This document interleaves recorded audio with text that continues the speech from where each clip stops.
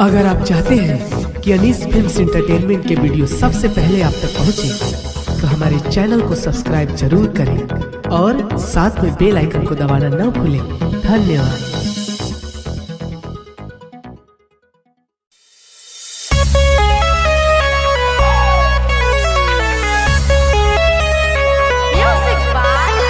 अखिलेश भैया जिंदाबाद जिंदाबाद जिंदाबाद। अखिलेश भैया जिंदाबाद जिंदाबाद जिंदाबाद। डिम्पल भाभी जिंदाबाद जिंदाबाद जिंदाबाद। समाजवादी पार्टी जिंदाबाद जिंदाबाद जिंदाबाद। 22 में आई भैया के सरकार,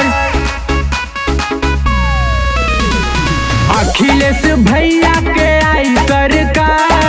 अब की बाटे जनता के ललकार, बाटे अब की जनता के ललकार, बाटे अब की जनता के पुकार। हमारा नेता कैसा हो अखिलेश भैया जैसा हो, हमारा नेता कैसा हो अखिलेश भैया जैसा हो। अखिलेश भैया जिंदाबाद जिंदाबाद जिंदाबाद। अखिलेश भैया जिंदाबाद जिंदाबाद जिंदाबाद। डिम्पल भाभी जिंदाबाद जिंदाबाद जिंदाबाद। समाजवादी पार्टी जिंदाबाद जिंदाबाद जिंदाबाद। बनी है सीएम दोबारा हो खी सबके गुजारा हो।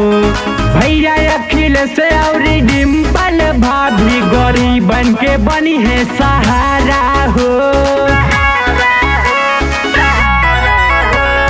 बनी है सीएम दोबारा हो खी सबके गुजारा हो।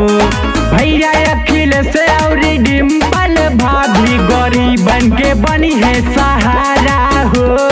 लावे के बा घर घर सपा के बाहर, लावे के बा घर घर सपा के बाहर। अब की बाटे जनता के ललकार, बाटे अब की जनता के ललकार, बाटे अब की जनता के पुकार। अश्वमेघ का घोड़ा है अखिलेश भैया ने छोड़ा है, अश्वमेघ का घोड़ा है अखिलेश भैया ने छोड़ा है। अखिलेश भैया जिंदाबाद जिंदाबाद जिंदाबाद। अखिलेश भैया जिंदाबाद जिंदाबाद जिंदाबाद। कोयले विकास बड़े भारी हो, किसानन के कर्जा उतारी हो। मुलायम के लाले अखिलेश दिहले, रोड पे पलेन उतारी हो। कोयले विकास बड़े भारी हो, किसानन के कर्जा उतारी हो।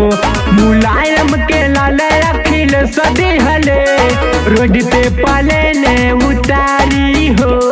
लहरी झंडा साइकिल के फिरो एक बार,